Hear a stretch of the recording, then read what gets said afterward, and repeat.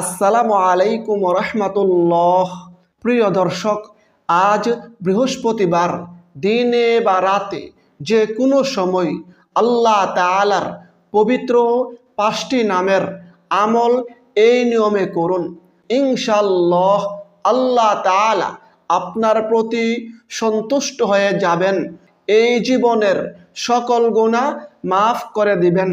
এই জীবনে চোখ দিয়ে যত ধরনের গুনাহ করেছেন, অন্তরের মাধ্যমে খারাপ চিন্তা করে যত ধরনের গুনাহ করেছেন, এই জবান দিয়ে অশ্লীল কথাবার্তা গালমন্দ করে যত ধরনের গুনাহ করেছেন, এই কান দিয়ে অশ্লীল গান বাজনা শ্রবণ করে যত ধরনের গুনাহ করেছেন, এই হাতের মাধ্যমে যত প্রকারের গুনাহ করেছেন, মোট কথা এই জীবন যৌবনের সকল প্রকারের গুনাহ আল্লাহ তাআলা মাফ করে দিবেন। সেই সাথে প্রিয় দর্শক, আল্লাহ তাআলা আপনার দুশ্চিন্তা, পেরেশানি, বিপদ মুসিবত দূর করে দিবেন। গায়েবীভাবে আল্লাহ তাআলা আপনাকে সাহায্য করবেন। বৃষ্টির ফুটার মতো গায়েবী রিজিক দান করবেন। যদি আপনি এই গুরুত্বপূর্ণ দুয়ার আমল করেন, আল্লাহ তাআলা আপনাকে ঋণ থেকে মুক্তি লাভের তৌফিক দান করবেন। আল্লাহ তাআলা গায়েবীভাবে আপনার ঋণ মুক্তির ব্যবস্থা করে দেবেন। সেই সাথে আপনার মনের আশা পূরণ হবে, সকল দোয়া কবুল হবে ইনশাআল্লাহ। আজকের এই ভিডিওতে আল্লাহ তাআলার 5টি গুণবাচক নামের আমল সহ আরও গুরুত্বপূর্ণ 4টি দুয়ার আমল সম্পর্কে আলোচনা করব। সুতরাং গুরুত্বপূর্ণ ভিডিওটি না টেনে সম্পূর্ণ দেখুন এবং উপকারী মনে হলে অবশ্যই প্রিয়জনের কাছে শেয়ার করুন। আর আপনি যদি আমাদের চ্যানেলের নতুন দর্শক হয়ে থাকেন, তাহলে অবশ্যই চ্যানেলটি সাবস্ক্রাইব করে পাশের বেল আইকনটি অল নোটিফিকেশন করে রাখুন। দর্শক, আমলগুলো সপ্তাহের যে কোনো দিন, যে কোনো সময় করতে পারেন, তবে বিশেষ দিনে কিংবা বিশেষ সময়ে আমল করলে সেই আমলটি আল্লাহ তাআলার কাছে বেশি পরিমাণে কবুল হয়ে থাকে। তেমনি গুরুত্বপূর্ণ একটি দিন হলো এই বৃহস্পতিবার দিন, কারণ এই বৃহস্পতিবার দিনে আল্লাহ তাআলার কাছে বান্দার সাপ্তাহিক আমলনামা পেশ করা হয়। এ প্রসঙ্গে হাদিসে রয়েছে, হযরত আবু হুরায়রা রাদিয়াল্লাহু আনহু বলেন, আল্লাহর রাসূল সাল্লাল্লাহু আলাইহি সাল্লাম বলেছেন, প্রতি সপ্তাহে বৃহস্পতিবার ও সোমবার আল্লাহ তাআলার কাছে বান্দার সাপ্তাহিক আমলনামা পেশ করা হয়। তখন আল্লাহ তাআলা তার মুমিন বান্দাদের ক্ষমা করে দেন। কিন্তু যে দুই ব্যক্তির পারস্পরিক হিংসা বিদ্বেষ রয়েছে, তাদেরকে ক্ষমা করা হয় না। এ প্রসঙ্গে হাদিসটি বর্ণিত হয়েছে মুসলিম শরীফে, হাদিস নম্বর 2565, তিরমিজি শরীফ হাদিস নম্বর 747। তাছাড়া এই বৃহস্পতিবার দিনে আল্লাহ তাআলার রহমতের দরজা খোলা থাকে, জান্নাতের দরজাসমূহ খোলা থাকে। এ প্রসঙ্গে হাদিসে রয়েছে, নবীজি বলেছেন, প্রত্যেক বৃহস্পতিবার ও সোমবার জান্নাতের দরজাসমূহ খুলে দেওয়া হয়। এরপর এমন সব বান্দাকে ক্ষমা করে দেওয়া হয় যারা আল্লাহর সঙ্গে অংশীদার স্থাপন করে না। সুবহানাল্লাহ। মুসলিম শরীফ হাদিস নম্বর 6438। তাছাড়া এই বৃহস্পতিবার দিবাগত রাত থেকে জুমার দিন শুরু হয়ে যায়, সেজন্য এই রাতকে জুমার রাত বলা হয়। সুতরাং প্রিয় দর্শক, গুরুত্বপূর্ণ এই দিনে বা রাতে যে কোনো সময় আমলগুলো করার চেষ্টা করুন। আজ বৃহস্পতিবার দিনে বা রাতে যে কোনো সময় বেশি বেশি পরিমাণে ইস্তেগফারের আমল করুন। ইস্তেগফার খুবই দামি আমল, খুবই গুরুত্বপূর্ণ ফজিলতপূর্ণ আমল। সেজন্যই আমাদের প্রিয় নবী প্রত্যেক দিন 70 থেকে 100 বারের বেশি আল্লাহ তাআলার কাছে ইস্তেগফার বা ক্ষমা প্রার্থনা করতেন। এ প্রসঙ্গে প্রিয় নবী বলেন, আল্লাহর শপথ, আমি প্রত্যেক দিন আল্লাহ তাআলার কাছে 70 বারের অধিক ইস্তেগফার বা ক্ষমা প্রার্থনা করি। সুবহানাল্লাহ। ইস্তেগফারের আমলের মাধ্যমে আল্লাহ তাআলার সন্তুষ্টি অর্জন হই। আল্লাহ তাআলা এই জীবন যৌবনের সকল গুনাহ ক্ষমা করে দেন। এ প্রসঙ্গে আল্লাহ তাআলা নিজেই ওয়াদা করে পবিত্র কুরআনে বলেন, যে ব্যক্তি মন্দ কাজ করবে কিংবা নিজের প্রতি জুলুম করবে, তারপর আল্লাহর কাছে ক্ষমা চাইবে, সে ব্যক্তি আল্লাহকে পাবে ক্ষমাশীল ও পরম দয়ালু। সুবহানাল্লাহ। সূরা নিসা আয়াত 110। আল্লাহ তাআলা পবিত্র কুরআনের অন্য স্থানে বলেন, হে আমার বান্দারা, যারা নিজেদের প্রতি সীমাহীন জুলুম করেছ, অন্যায় করেছ, তোমরা আল্লাহর রহমত থেকে নিরাশ হইও না। নিশ্চয়ই আল্লাহ তোমাদের সব গুনাহ ক্ষমা করবেন, তিনি ক্ষমাশীল পরম দয়ালু। সুবহানাল্লাহ। সূরা জুমার আয়াত 53। তবে প্রিয় দর্শক, ইস্তেগফার করতে হবে মন থেকে, তাওবা করতে হবে একনিষ্ঠভাবে, তাহলেই আল্লাহ তাআলা আমাদেরকে মাফ করবেন, সেই সাথে আমাদেরকে জান্নাত নামক নিয়ামতে প্রবেশ করাবেন। এ প্রসঙ্গে আল্লাহ তাআলা পবিত্র কুরআনে বলেন, হে ঈমানদাররা, তোমরা আল্লাহর কাছে খাঁটি তাওবা করো, আশা করা যায় তোমাদের রব তোমাদের গুনাহগুলো ক্ষমা করবেন এবং তোমাদেরকে এমন জান্নাতে প্রবেশ করাবেন যার তলদেশে ঝর্ণাগুলো প্রবাহমান। সুবহানাল্লাহ। সূরা তাহরিম আয়াত 8। তাছাড়া প্রিয় দর্শক, বেশি বেশি পরিমাণে ইস্তেগফারের আমল করলে আল্লাহ তাআলা আমলকারীকে আরও অসংখ্য নিয়ামত ও পুরস্কার দিয়ে থাকেন। এ প্রসঙ্গে প্রিয় নবী হাদিসে বলেন, যে ব্যক্তি ইস্তেগফারকে নিজের জন্য আবশ্যক করে নেবে, অর্থাৎ নিয়মিত বেশি বেশি পরিমাণে ইস্তেগফারের আমল করবে, আল্লাহ তাআলা তার সকল দুশ্চিন্তা পেরেশানি দূর করে দিবেন, তার বিপদ মুসিবত দূর করে দিবেন এবং আল্লাহ তাআলা ইস্তেগফারের আমলকারীকে এমনভাবে গায়েবী উৎস থেকে রিজিক দান করবেন যা সে কল্পনাও করতে পারবে না।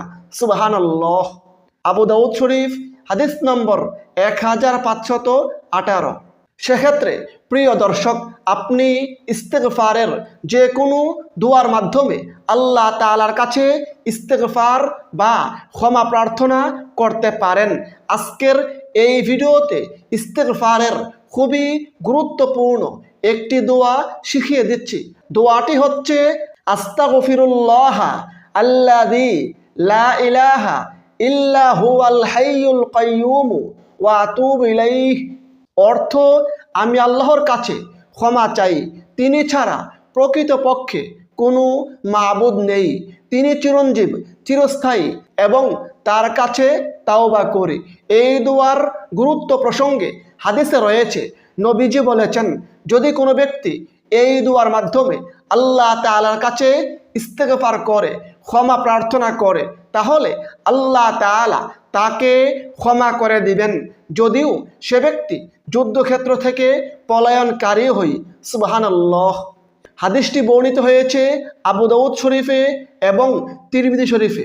প্রিয় দর্শক, যারা খুবই দুশ্চিন্তা পেরেশানিতে আছেন, বিপদ মুসিবতে আছেন, তারা হাদিসের শিখানো এই দোয়াটির আমল করুন। ইনশাআল্লাহ আল্লাহ তাআলা আপনার দুশ্চিন্তা পেরেশানি বিপদ মুসিবত দূর করে দিবেন। এই দোয়ার ফজিলত প্রসঙ্গে হযরত আবু দারদা রাদিয়াল্লাহু আনহু বলেন, নবীজি বলেছেন, যে ব্যক্তি দুশ্চিন্তা পেরেশানির সময় এই দোয়াটি সকাল সন্ধ্যায় 7 বার করে পাঠ করে, আল্লাহ তাআলা তার দুনিয়া ও আখিরাতের সকল প্রকারের দুশ্চিন্তা পেরেশানি দূর করে দিবেন। সুবহানাল্লাহ। দোয়াটি হচ্ছে, হাসবি আল্লাহু লা ইলাহা ইল্লা হুয়া আলাইহি তাওয়াক্কালতু ওয়া হুয়া রব্বুল আরশিল আযীম।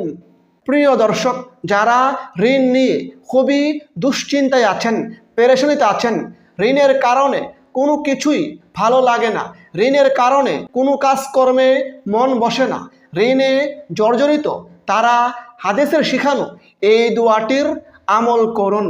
ইনশাআল্লাহ পাহাড় সম পরিমাণ ঋণ থাকলেও আল্লাহ তাআলা আপনার ঋণ পরিশোধের ব্যবস্থা করে দিবেন। গায়েবীভাবে আল্লাহ তাআলা আপনাকে রিজিক দান করবেন। দোয়াটি বর্ণিত হয়েছে তিরমিজি শরীফে এবং মুসনাদ আহমদে।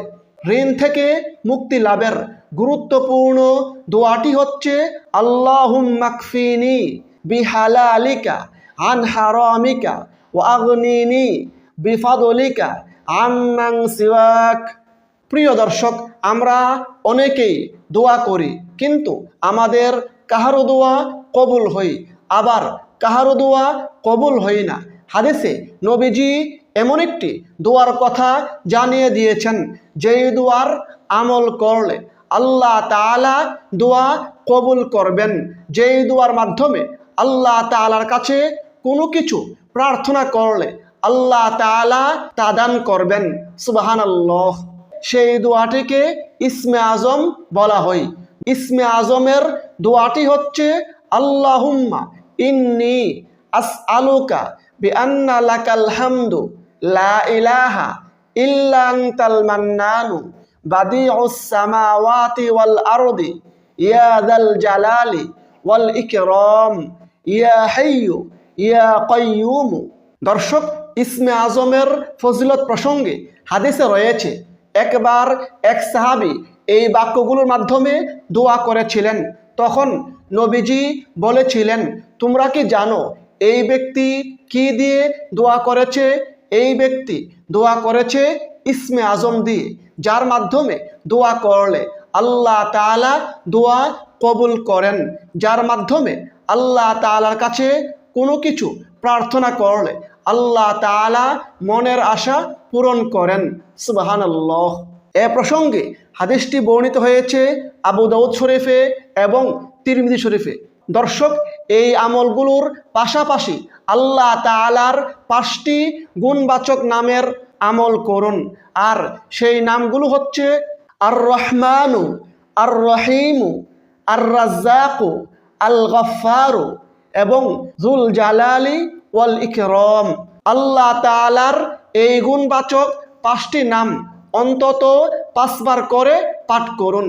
এই নামগুলোর সঙ্গে ইয়া শব্দ যুক্ত করে, অর্থাৎ এভাবে পড়ুন, ইয়া রহমানু, ইয়া রহমানু, ইয়া রহমানু, ইয়া রহমানু, ইয়া রহমানু, ইয়া রহিমু, ইয়া রহিমু, ইয়া রহিমু, ইয়া রহিমু, ইয়া রহিমু, ইয়া গফফারু, ইয়া গফফারু, ইয়া গফফারু, ইয়া গফফারু, ইয়া গফফারু, ইয়া রাজ্জাকু, ইয়া রাজ্জাকু, ইয়া রাজ্জাকু, ইয়া রাজ্জাকু, ইয়া রাজ্জাকু। অতঃপর পড়ুন, ইয়া যাল জালালি ওয়াল ইকরাম, ইয়া যাল জালালি ওয়াল ইকরাম, ইয়া যাল জালালি ওয়াল ইকরাম, ইয়া যাল জালালি ওয়াল ইকরাম, ইয়া যাল জালালি ওয়াল ইকরাম। দর্শক, এই নামের আমলগুলো করার পূর্বে অন্তত 2 রাকাত সলাতুল হাজতের নামাজ পড়ুন। সলাতুল হাজত পড়ার ক্ষেত্রে আলাদা কোনো নিয়ম নেই, সাধারণ নফল নামাজের মতো করেই 2 রাকাত সলাতুল হাজতের নামাজ পড়ুন। 2 রাকাত সলাতুল হাজত পড়ার পর এক জায়গায় বসে আল্লাহ তাআলার 5টি গুণবাচক নামের জিকির করুন। তারপর ইস্তেগফারের এই দোয়াটি অন্তত 70 বার পড়ুন, আস্তাগফিরুল্লাহ আল্লাযী লা ইলাহা ইল্লা হুয়াল হাইয়ুল কাইয়্যুম ওয়া আতুবু ইলাইহি। তারপর দুশ্চিন্তা পেরেশানি থেকে মুক্তি লাভের এই দোয়াটি অন্তত 7 বার পড়ুন, হাসবিয়াল্লাহু লা ইলাহা ইল্লা হুয়া আলাইহি তাওয়াক্কালতু ওয়া হুয়া রব্বুল আরশিল আযীম।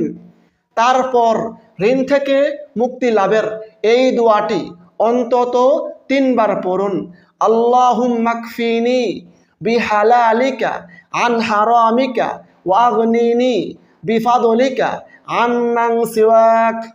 তারপর ইসমে আজমের এই দোয়াটি অন্তত একবার পড়ুন, আল্লাহুম্মা ইন্নী আসআলুকা বিআন্না লাকাল হামদু লা ইলাহা ইল্লা আনতাল মান্নানু বাদিউস সামাওয়াতি ওয়াল আরদি ইয়া যাল জালালি ওয়াল ইকরাম ইয়া হাইয়্যু ইয়া কাইয়্যুম। তারপর কমপক্ষে 3 বার দুরূদ শরীফ পড়ুন।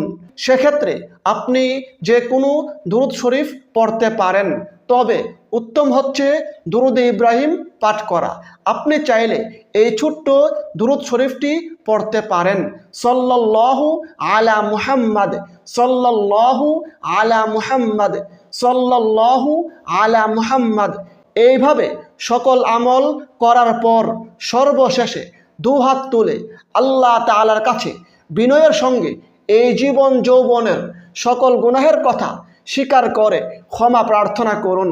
ইনশাআল্লাহ আল্লাহ তাআলা এই জীবন যৌবনের সকল গুনাহ মাফ করে দিবেন। সেই সাথে আল্লাহ তাআলার কাছে নিজের সকল প্রয়োজন তুলে ধরুন।